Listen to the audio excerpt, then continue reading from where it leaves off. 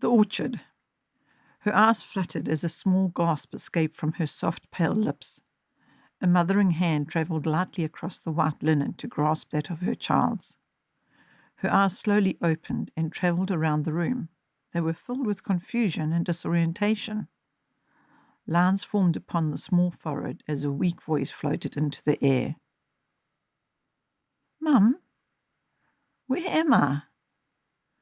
Relief cascaded across the mother's face as she gently smoothed away the frown from her daughter's forehead. "You're in hospital, Missy.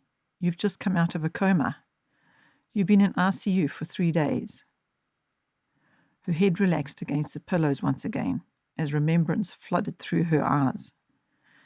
She had been feeling unwell, running a fever, and then she disappeared into the soft, comfortable world of nothingness. Suddenly her eyes opened very wide. Urgency flowed from them as she struggled to sit up in the bed. Her voice had a tone of extreme importance, and her actions were that of a caged bird, held captive by its bars. "I've got to pick an apple in the orchard."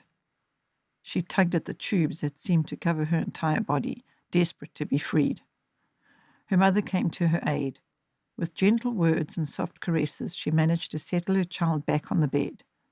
Nurses, having heard the commotion, were flooding into the small ICU unit. They helped settle the distraught child, inserted a small amount of transparent liquid into the drip line, and soon the tense body began to relax and slip back into a calm sleep. Hours had passed, hours that had travelled very slowly for the concerned mother. But now the eyelids had begun to flutter again. This time ever, they opened with slow drowsiness and hazy recognition.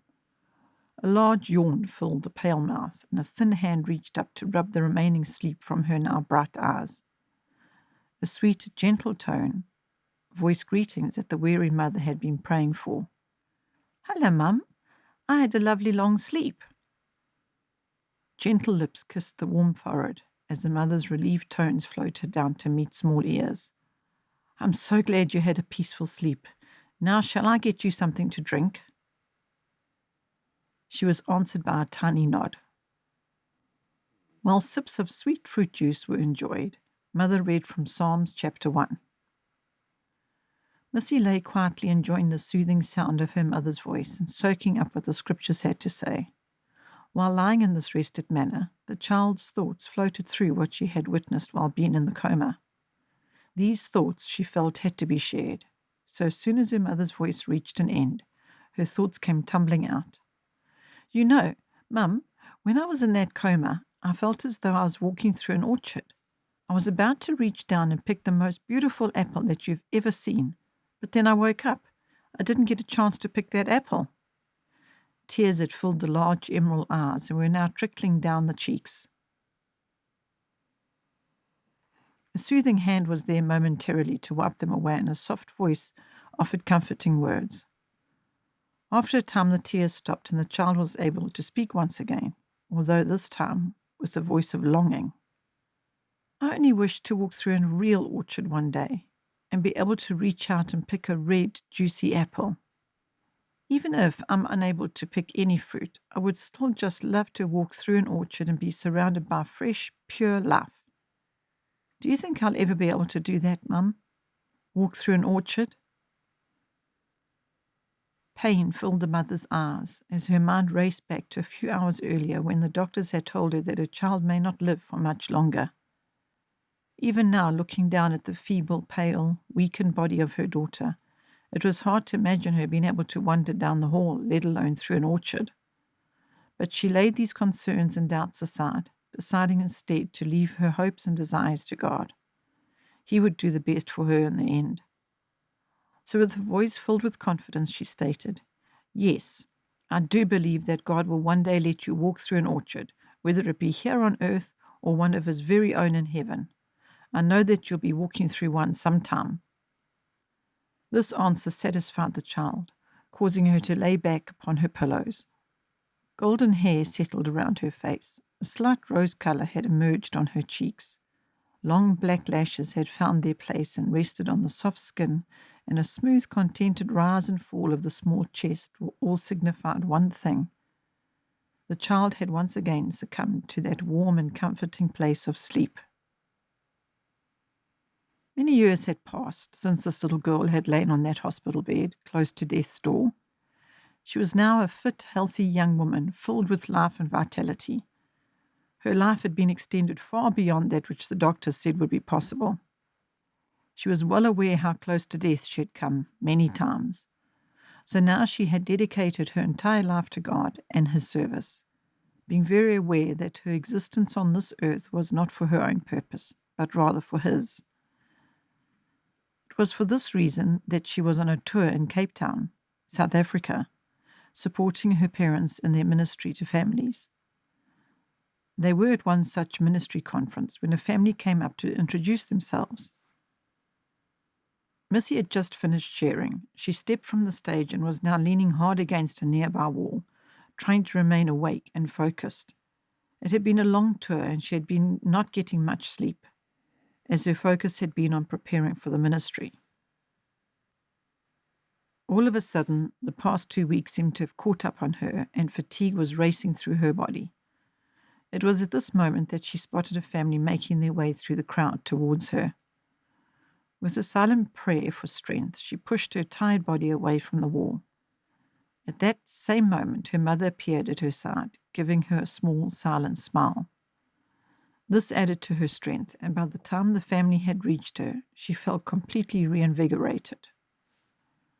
Introductions were exchanged, and light conversation was enjoyed. It was during this casual discussion that it was discovered that this family lived on an orchard farm. Missy's eyes grew wide with shock. Many years had passed since she had expressed her desire to visit an orchard. But even though the statement had not been voiced again, the desire had not died. And now with the prospect of maybe having the chance to walk through an orchard, the young lady's heart did a flip with joy and excitement. Seeing this overwhelming interest in their abode, the family were quick to invite Missy's whole family to visit them the following week. A visit that would fulfill a young girl's dreams. The day dawned fresh and sunny, but the bright sunlight was nothing to compare to that of the young lady's face. She was radiant with excitement and pleasure as she dressed and readied herself for the day ahead, a day that she never thought would happen. As their rented car slowly wandered its way through the Cape traffic, Missy's heart began to beat faster and faster, wishing the car to increase its speed and gobble up the seemingly endless miles. At last they arrived. The stiffness that the car had aided in providing to their wearied bodies was soon a distant memory as they stepped out into a very productive vineyard. The large, ripe purple grapes drooped towards the dark soil, heavily weighed down by their juicy content. Lush green leaves gently caressed the fruit whilst providing it with a cool shade. In the distance, a brightly coloured butterfly fluttered between the rows of fruit, casting a sense of fairy tale wonder to the already wondrous scene. No words were able to be formed during this time of wonder of God's creation. So the family just stood, eyes cast out, soaking in the beauty of the land before them. The family's home was situated on the edge of this enormous vineyard. So even once inside the large country house, the family and their guests were able to enjoy the splendor it provided them. Lunch was enjoyed immensely, with light conversation and good-natured jokes. It was given over to a unanimous vote that coffee would be served overlooking the fine vineyard, basking in the late afternoon sunlight. Missy had enjoyed her day up to this point very well, but now as the sun began its descent over the grapes, her heart felt as though it was sinking with disappointment, for they had still not gone to the orchard, and at present it seemed that this would never happen.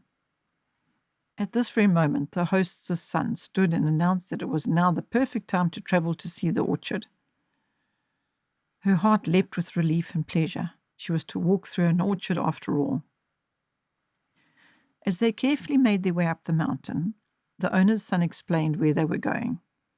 It seemed that they were traveling towards the organic orchard. The farm had acres of factory-grown orchards, but these fruit trees were sprayed with pesticides and insecticides. Their fruit looked stunning, and there was an abundance of crops, but the taste was insipid and bland. The The orchard to which they were bound yielded smaller crops, but the flavor offered up by that fruit was beyond description. This organic orchard was left to its own. There were no sprays, no chemicals, no programmed watering times. It just grew. They arrived just as the sun was casting its last few rays of light out over the leafy canopy, creating a golden hue from across the acres of land. Missy's eyes danced with joy as she wove her way through the trees, her hand floating along the leaves, her steps light in the setting sun playing with her golden locks. There was a giggle of contentment on her rose-tinted lips. It was exactly the way she thought it would be. Her soul began to soar. It felt so bright just to stand there and let God's nature invade her senses. Just as she felt that she had reached complete satisfaction, her eyes lit upon the most magnificent apple she had ever seen. Her hand travelled towards it as though it were a magnet and was unable to resist it. Its skin was shiny and smooth. It was still cool from the shadows that its leaves had provided. Missy sank down to the warmed ground, her hand staying on the fruit all the while, her eyes and hand caressing every aspect of it. "You can pick it." A strong male voice broke through her wonderings, giving her the permission she had ached for. Grasping the fruit a little stronger, her hand pulled down. With ease, the apple dropped from its branch and landed in her hand. Held up towards the setting sun, Missy examined it up close. It had its own shape. There were aspects that set it apart from the rest of the apples. It was not the ideal apple when placed next to the designed apples, but that is exactly why Missy found it so beautiful. It was like a snowflake. You would not find another one that looked like it. There was a movement next to her, causing her to look up. Looming over her was her little brother, biting into one of the freshly picked apples in his hand. In between mouthfuls of sweet fruit, his voice rumbled out questioningly. "Have you tasted one yet? I think that these are the best apples I've ever eaten. Try one and tell me if you don't think so as well." Missy examined the fruit in her hand, not wanting to do any damage to its perfect shape. But her desire to taste a freshly picked apple overwhelmed the other feelings. She slowly raised it towards her mouth, and with protracted movements she closed her mouth around the fruit. Flavor erupted over her taste buds, consuming all her senses. The apple was firm and crisp, but once bit into, its juices cascaded throughout her mouth. It was as sweet as honey, as smooth as cream. Her eyes slid closed, allowing her to absorb the full extent of flavors that were swirling through her mouth. "It's wonderful, is it not?" Again, the male voice broke through her wonderings. This time it was their host's son standing over her. A basket full of apples hung from his hand. In his other hand he held an empty basket. This one he stretched out to her, with an invitation to fill it. Her eyes filled with an elated delight as she accepted the basket, standing to begin her task of filling it. A task that she would gladly accept. As they strolled through the orchard, their new friends told them how this organic orchard was different to that of its next-door neighbor, the chemically grown orchard. Aside from the fact that these trees were not sprayed or exposed to any chemical products, their fruit was left to mature through to complete ripeness, while the other trees' fruit were picked while still green, so that they would last long on the supermarket shelves. Also, since these trees were not sprayed with pesticides, worms sometimes got into them. If that happened, the apple's stalk would die, causing the fruit to fall to the ground before it could contaminate the rest of the tree's fruit. Once fallen off the tree, it would decompose, adding nutrients and minerals to the soil, and thus aiding more fruit to grow well. He stopped to show them an example of this. As he reached out to pluck a perfectly good-looking apple from the tree, it fell into his hand with more ease than the others. But aside from that, it seemed fine. It was only after he turned it over and they saw the bottom that they realized it was actually rotten. The bottom had turned brown, and some of the juice had begun to leak out. He went a step further and opened it up. It was then that they saw just how rotten it really was, for the entire inside was brown and rotten. A small worm was even wriggling around in the center of the core. The eyes had grown very large during this demonstration, and now all their horror and amazement spewed out. My goodness! I would never have imagined that one small worm could cause an entire apple to rot. The thing that I found most shocking, though, is how perfect that apple looked before you opened it up. It looked so good, in fact, that I would have gladly eaten it. Just imagine the shock I would have had as all that rotten gunge filled my mouth. Missy's face crumpled, emphasizing the disgust she would have experienced if this were to happen to her. Her body then shook as her mind expanded on the thought. How absolutely disgusting it would be. She suddenly began searching through her basket, scrutinizing each piece of fruit to guarantee that there would be no worms found in her pickings. The boys' laughter accompanied her as she desperately searched each apple for signs of rotting. Satisfied that her apples were free of worms, they set off back down the mountain, just as the last few signs of light disappeared from the night sky. A few days later, Missy once again found herself on stage, preparing to address a room full of home-educating parents. She was seated next to her mother, notepad open and ready to go. Her entire sharing was laid out in point form. It had taken weeks of prayer and preparation to ready herself for this ministry tour, the first tour in which she was able to be one of the keynote speakers. Up to this point, she had followed her notes exactly, taking each point and expanding upon it, with ease and confidence. She felt as though she was a natural public speaker, and she was quite pleased with herself for doing so well. But this time, as she stepped up to the lectern, ready to face her fourth gathering, something very unusual happened. She started with her rehearsed opening, but shortly thereafter she was aware that the words coming from her mouth seemed not to be that of her own. They most evidently were not those which she had so well prepared herself to speak. As the words tumbled out, she kept glancing across at her mother with an expression which said, "Help! This is not what I planned to say." Her mother's strongly assuring look told her to continue and not to question, as all was well and all was good. Her voice streamed through the hall. It kept her steady, calm tone, gently informing the gathered listeners what she had experienced in an orchard and how it was applicable to their lives as home-educating parents. An hour passed in this way, with Missy standing at the lectern, notes and spreadsheets all but forgotten, while her mouth rambled forth, creating and forming messages as it went. Then suddenly it stopped. It had reached its end. The owner of the mouth, not quite sure as to what her next move should be, just stood there, hands gently folded in front of her, eyes down, head slightly lifted. There was nothing more to say, and then she was very, very tired. There appeared a shadow next to her, and her mother's hand came to rest lightly on her shoulder. With gentle persuasion, she was turned and moved towards a chair near the back of the stage. Almost in a dreamlike state, she heard as her mother concluded the session, thanking the necessary people involved in making the meeting come together.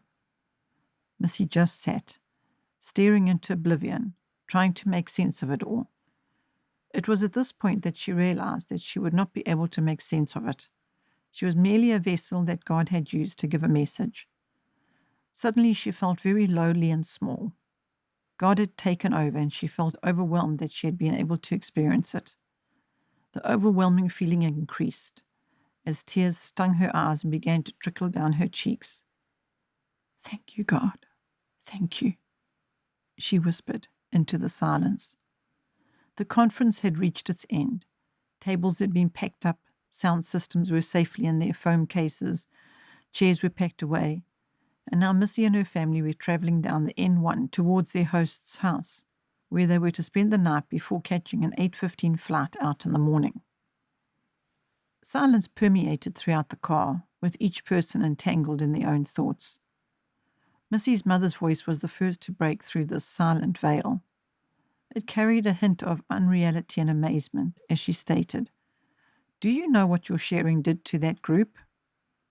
"No, I don't even know what I said. I've been sitting here trying my utmost to remember what I spoke about, but it's just a blur. I can't remember a thing. Could you please tell me?" Her mother smiled a large, understanding smile as she began to recount the events to her confused child. Well, you began with your normal opening, welcoming them to the meeting and giving a brief outline of your home-educated life up to that point. After that, however, you started to tell them of your experience in the orchard. You told of how you had longed to walk through a productive orchard and how that dream had come true a few days earlier. You then started to bring in an analogy between your time in the orchard and family life. You said, just as the trees on the organic field are left to grow with their own shape and style, so it is with your children. They will all grow and develop at a different point. They all have their own style and unique shape. No one child is the same as another. God has given each parent the specific job to care and cultivate their own children. Each one will grow differently, but as their parents, you will know how to train them so that they will grow tall and strong and one day bear fruit to nurture and support others with their goodness. Then there were those apples that got one little worm in them. This worm killed and destroyed the inside goodness of the apple. Even though the outside still appeared to be perfectly healthy, its insides were rotten. It is the same way with sin. It creeps in and destroys our lives. We may appear healthy and well on the outside, but meanwhile our soul is slowly being destroyed. When the apple begins to rot, the stalk dies, which eventually results in that contaminated fruit falling from the tree before it destroys the rest of the fruit. So it is with parents. They watch out for the bad fruit, and when they see their child associating with it, they cast it off to protect their child from the sin they may have been exposed to.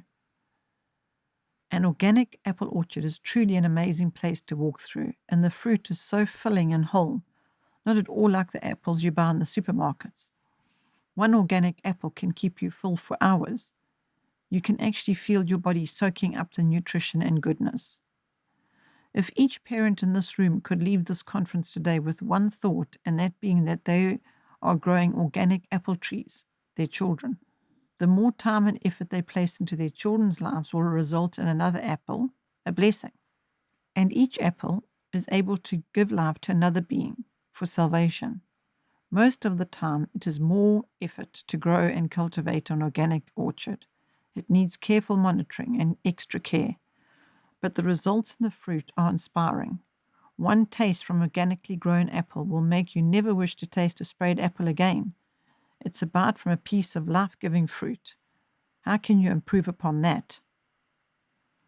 So let me encourage you to enjoy and take pleasure in growing your organic orchard, knowing that each time you step into it, you'll be cultivating a harvest that could sustain a nation with goodness and life. And this is where you ended, standing with your hands folded and eyes down. You did not need to say one more word, for every face in that hall had turned upwards as if they were looking towards God. Some sat with tears trickling down their cheeks, others with shame filling their brows, and some just sat, eyes closed in silent prayer. God did a work today in each and every person's heart, and you were able to experience Him in that work. That is the greatest honor. Her voice finally came to an end, leaving Missy in a stunned silence. She was so overwhelmed as to the fact that God had chosen to use her as His mouthpiece, for she knew beyond a doubt that none of it had been her. Finally, she voiced a sentence. In a soft and reverent tone, she said, "Well, let the Lord be praised."